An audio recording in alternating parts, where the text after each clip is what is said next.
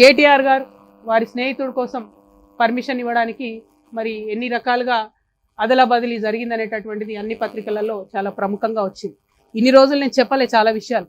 ఇవాళ ఎందుకు చెప్తా ఉన్నా అంటే అన్న మాట్లాడుకుంటూ ఒక మాట చెప్పారు మా జనార్దన్ అన్న గారు, మేము పార్టీ పెట్టుకున్నాం, మమ్మల్ని మీరు పార్టీలకు వెళ్ళి తీసేసి అవినీతి గురించి మాట్లాడినందుకు. నేను ఆగిపోలేదు కదా, నేను సాగాలి కదా, ప్రజల మధ్యలో ఉండాలనుకుంటున్నా.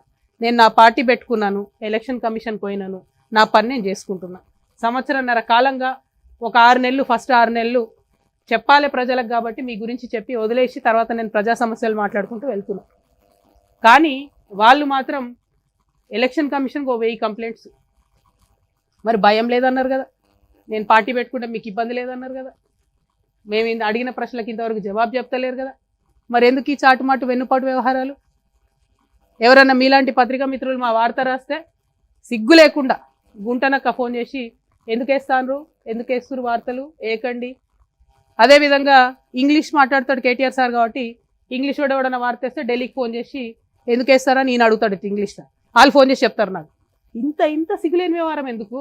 ఒక ఆడబిడ్డగా నేను చాలా ధైర్యంగా ప్రజల మధ్యలో ఉంటాను, నేను వెళ్తున్నా. ఆంబోతుల్లాగా అడ్డగాడిదల్లాగా ఎందుకు నా కాళ్ళల్లో కట్టెలు పెట్టే పనులు చేస్తున్నారు నాకు అర్థమవుతలేదు. ఏం అవసరం ఉంది మీకు? ఒక్క ప్రశ్నకైనా సమాధానం చెప్పిరా నేను అడిగిన వాటికి? ఇంకా నేను ఎక్కడ కూడా పర్సనల్ ఇష్యూస్ మాట్లాడను కూడా, నా ప్రాణం పోయినా. కానీ ఆ బీఆర్ఎస్ పార్టీలో వీళ్ళిద్దరూ జోడెడ్లలాగా నడపాల్సిన వాళ్ళు ఇద్దరు కూడా దున్నపోతుల్లాగా ప్రజల ఇష్యూలు మర్చిపోయి కేవలం అవినీతి ఇష్యూస్ మాట్లాడడం, ఇప్పటికి కూడా అడ్డగోలుగా అవినీతి పరులను కాపాడడం. మొన్న నేను ఉద్యమకారుల పక్షాన పోయి అక్కడ ఉద్యమం చేస్తున్నా అండి. ఏం డ్రామా చేసిండ్రు కాంగ్రెస్ బీఆర్ఎస్ కలిసి? అంటే మీకు ఆ పూటకు నన్ను ఆపడానికి, ఉద్యమకారుల వార్తలు రాకుండా ఉండడానికి అయితే కాంగ్రెస్తో జత కడతాడు, అయితే బీజేపీతో జత కడతారు. ఏముంటుంది? నీయతు న్యాయం ఏముండదా? ఒక పార్టీకి ఒక లైన్ ఉండదా? ఏంటది డైరెక్షన్ లెస్గా పోయి అక్కడ డ్రామా. ఆయన గుంటనక్క కింద పడ్డాడట, ఈయన పోయి ఆయనను పరామర్శించిండట.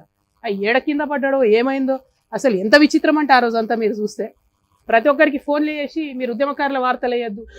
ఎందుకు వేయొద్దు? వచ్చేదా తెలంగాణ ఉద్యమకారులు లేకపోతే? మీరు మాట్లాడతలేరు. నేను ఒత్తిడి తెస్తున్నా కాంగ్రెస్ ప్రభుత్వం మీద, ఉద్యమకారులకు ఇచ్చిన మాట చేయాలని. మీకేం ప్రాబ్లము? మీరెందుకు అడ్డుపడతాను? ఇవాళ అడుగుతా ఉన్నా నేను. 1400 కోట్లు ఇవాళ బీఆర్ఎస్ పార్టీ అకౌంట్లు ఉన్నాయి కదా, అవి క్విట్ ప్రోకి కింద వచ్చినాయి కాదా? అవినీతి సొమ్ము కాదా? ఆంధ్ర కాంట్రాక్టర్లు ఇచ్చినాయి కాదా?